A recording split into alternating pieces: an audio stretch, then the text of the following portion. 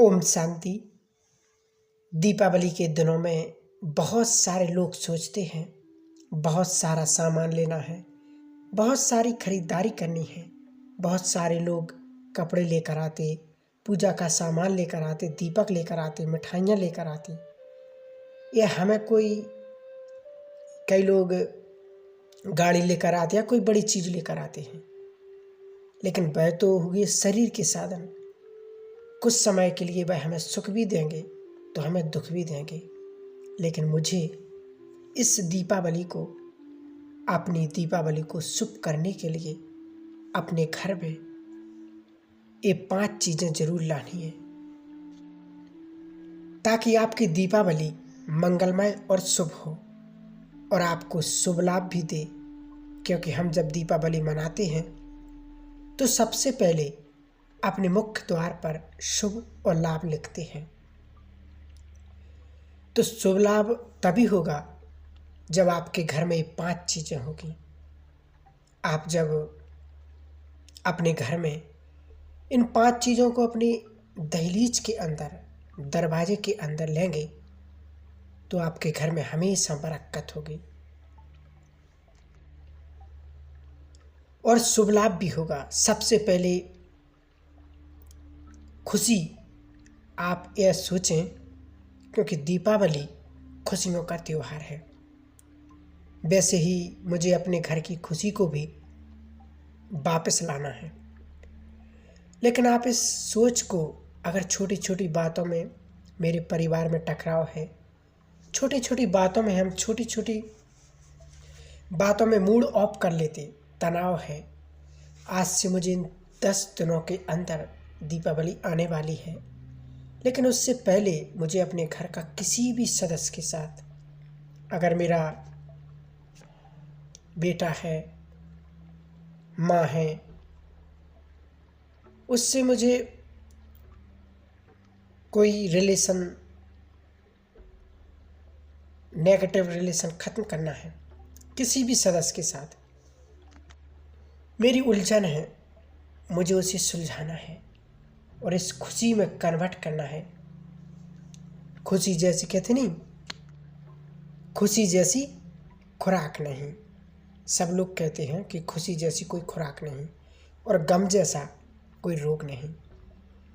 तो अगर हमें इस दीपावली पर अपने घर में खुशियाँ लानी है तो पहला कदम कौन सा लाना है, कौन सी चीज़ अपने घर में लानी है? खुशी।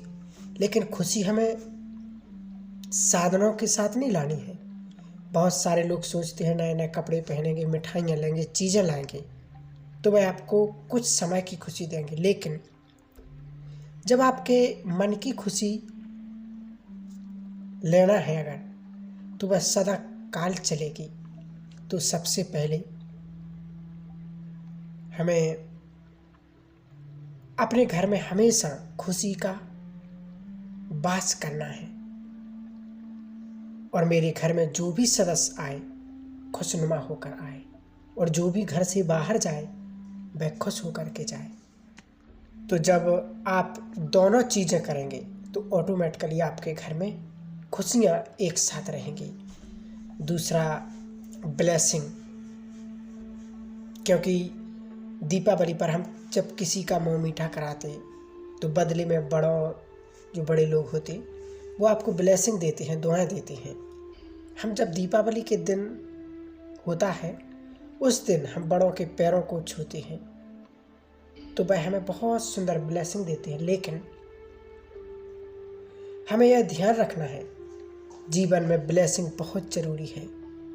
तो हमें ब्लेसिंग ओनली उस समय मांगनी नहीं है कि हमें ऐसी चीज़ करनी है कि खुद पर खुद मिल जाए। बहुत सारे ऐसे लोग हैं जो दीपावली के त्यौहार को प्रॉपरली नहीं मनाते हैं। बहुत सारे लोग ऐसे भी हैं जो प्रॉपरली उसको नहीं मनाते, छोड़ भी देते हैं। तो दीपावली के त्यौहार को हमें प्रॉपर नहीं बनाए। वह हम सोचते हैं कि हमारे पास ओनली खाने का धन है, हम कैसे चीज़ का और अच्छी चीज़ें ले सकते हैं।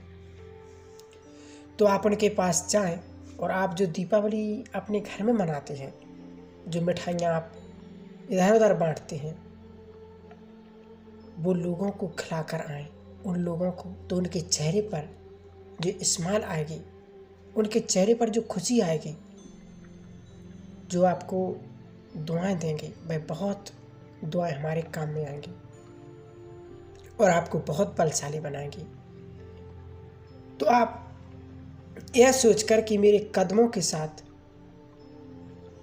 देंगे तो निश्चित है 1000 कदम अपने आप हमें ऑटोमेटिक सहयोग मिलेगा।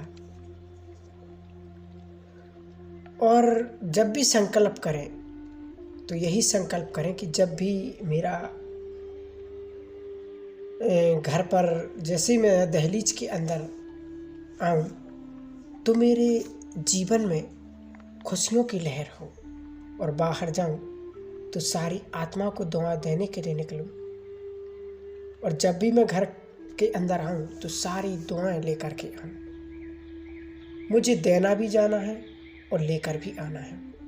तो आपके घर में हमेशा दुआओं का सुरक्षा कवच बन जाएगा। तीसरी चीज़ क्या करना है, हमेशा एक चीज़ याद रखें, जब आप किसी को ज्ञान देते हैं तो ज्ञान ओनली यह नहीं होता कि अपने कोई को आध्यात्मिक ज्ञान दिया। आध्यात्मिक ज्ञान हर कोई दे सकता है, लेकिन आपको उस आत्मा को वह ज्ञान देना है जो इस समय उसकी ज़रूरत है। मान लो कोई आत्मा दुखी है, अशांत है, पीड़ा में है, वहाँ उसे अपनेपन का ज्ञान दो। ऐसा ज्ञान दो जो वह आत्मा अपने सारे दुख दर्द भूल जाए और आपको अपना बना ले, जिसको कहते हैं प्यार देना। कहते हैं ना कि अगर आप किसी को प्यार देते हो, किसी को स्नेह देते हो, तो बदले में वही चीज़ आपको मिलती है। तो हमें भी क्या करना है, हमेशा स्नेह और प्यार का हाथ बढ़ाना है। कोई आपके साथ नफरत करता है, वह उसका संस्कार, लेकिन मेरे संस्कार क्या है, भगवान ने मुझे क्या सिखाया है, प्यार करना। भगवान ने मुझे सिखाया, इसलिए क्या करना है, प्यार। क्योंकि हम भगवान को क्या कहते हैं कि तू प्यार का सागर है, तुम सुखों के सागर हो। इसलिए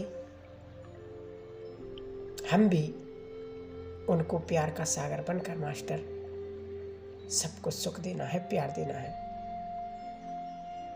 और मुझे अपने घर में क्या लाना है, प्यार, स्नेह, ताकि मेरे घर में जो प्यार की कमी है, स्नेह की कमी है, वह धीरे धीरे खत्म हो जाए और मेरा जो घर है वह धीरे धीरे प्यार और स्नेह से भरपूर हो जाए,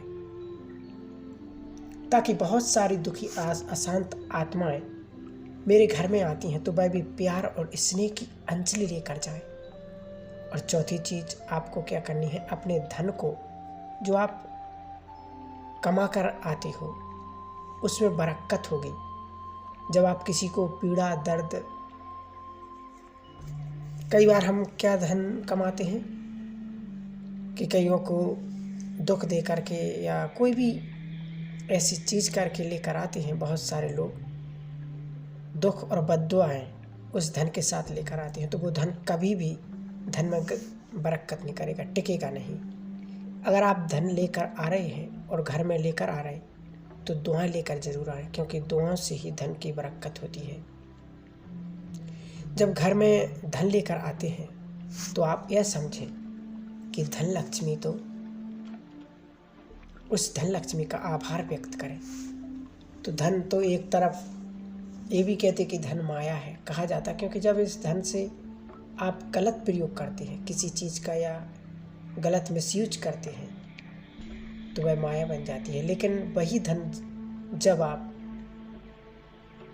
दुआओं के साथ लेकर आते हैं तो वह धन लक्ष्मी बन जाता है। आपके घर में बहुत बरकत का काम करेगा।